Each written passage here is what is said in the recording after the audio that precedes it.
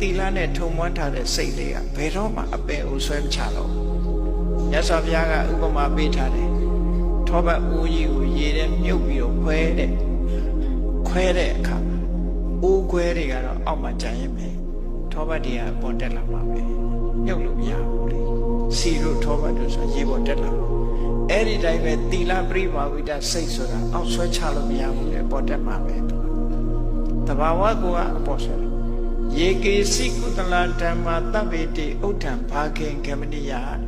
ကုသိုလ်မှန်သမျှအပေါ်ဆောင်တယ်ယေကေစီအကုသလဓမ္မာတဗ္ဗေတိအဒေါဘာခင်ကမနိယအကုသိုလ်မှန်သမျှအောက်ဆွဲချတယ်ဒါတဘာဝတရားနှစ်ခုပဲကိုလှုပ်ထားတဲ့ကုသိုလ်ကနည်းနည်းလေးလို့လည်းမအောင်မေ့တယ်အပေါ်ဆွဲတင်မှာပဲနော်ပေါ်ဆွဲတင်မယ်အပေါ်ဆွဲတင်တယ်ဆိုတာချမ်းသာဒုက္ခရဖို့ဖန်တီးပေးမှာပြောတယ်ဒါကြောင့်မို့လို့ဒီလိုဟောတာဒုက္ခံယာဝစရာတိလယာဝစရာအိုဒီတိတိလံတိလာဒုက္ခချမ်းသာဖို့တွေ့ပဲအဲ့တော့ငယ်ငယ်လေးစောင်းလဲကောင်းတာလူလက်ပိုင်းစောင်းလဲကောင်းတာအိုဒီတိအောင်တင်တယ်လို့ဆိုတာတိလာအဝတ်စားဆိုတာငယ်ငယ်တုန်းကအဝတ်ဟာအသက်ကြီးတော့ဝတ်လို့မရဘူးငယ်ငယ်တုန်းကဝတ်တဲ့အဝတ်မျိုးအသက်ကြီးမှဝတ်လို့ရှိရင်တငယ်ပြားနေတာလို့ပြောခါမှာပဲသိကြတယ်လူငယ်လူရွယ်တွေဝတ်တဲ့အဝတ်ကိုတက်ကြီးဝတ်လို့မရဘူးတီလကြတော့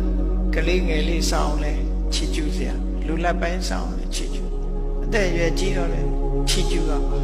ဘယ်အခါဆင်းဆင်းရင်းနေဆိုတာတီလပဲဖြစ်တယ်ပေါ့ငယ်ငယ်လေးစောင်းလို့ရှင်အော်တော်လိုက်တာကလေးလေးနဲ့တီလလုံချုံလူလက်ပိုင်းဆိုအော်ပျော်တယ်ပါတဲ့အရွယ်လေးမှာကိုချင်းတီလာလေးနဲ့တော်လိုက်တာလို့ပြောတယ်အသက်ရွယ်ကြီးတဲ့အခါကျအော်လူကြီးသိက္ခာပြီးပြီးကိုချင်းတီလာမြဲလိုက်တာချီးမွမ်းစရာချီပဲအခုအဝတ်စားဆိုတာအဲ့လိုချီးမွမ်းမှာမဟုတ်ဘူးတခြားယရနာလေးဆင်းလို့အဲ့လိုချီးမွမ်းမှာမဟုတ်ဘူးဒါကြောင့်ဒုက္ခယာဝစရာတိလံတိလဟာကိုဒီထိကောင်းတယ်ဆိုတာတစ်သလုံးကောင်းတယ်လို့ပြောလို့တာပဲကိုချင်းတိလဆိုတာတစ်သလုံးဆောက်တည်ဒီလိုဆိုလို့ငယ်တဲ့အချိန်ကစပြီးအိုသည်ထိသေသည်ထိစောက်တည်ပါလို့ဒီလိုပြောတာဒါကြောင့်မို့ငါးပါးသီလကိုခါဝပစုကဲ့သို့မြဲရမယ်လို့ရှေးသူတော်စင်တွေကပြောကြတာဖြစ်တယ်ပေါ့ကိုယ်နဲ့သီလနဲ့ကိုယ်ဟာခွဲမရအောင်ကျင့်သုံးစောင့်တည်ကြမှာဖြစ်တယ်ပေါ့မိဘရဲ့ခြေဆုတရားကိုဘယ်လိုမှတ်သားကြမလဲမိဘကတို့အပေါ်မှာဘလို့ကျေးဇူးရှိတာလဲကိုဟာလူဘဝရောက်လာတဲ့အခါမိဘကကိုယ့်အပေါ်မှာကျေးဇူးပြုတာအချင်းချုပ်ပြောစမ်းမှာဆိုရင်ပြောတတ်ဖို့တတိထားမြတ်စွာဘုရားစကားသုံးခုနဲ့ပဲပြောထားတယ်အာပါဒကပောဒကဣမတ္တလောကတ္တဓတ္တိတာရော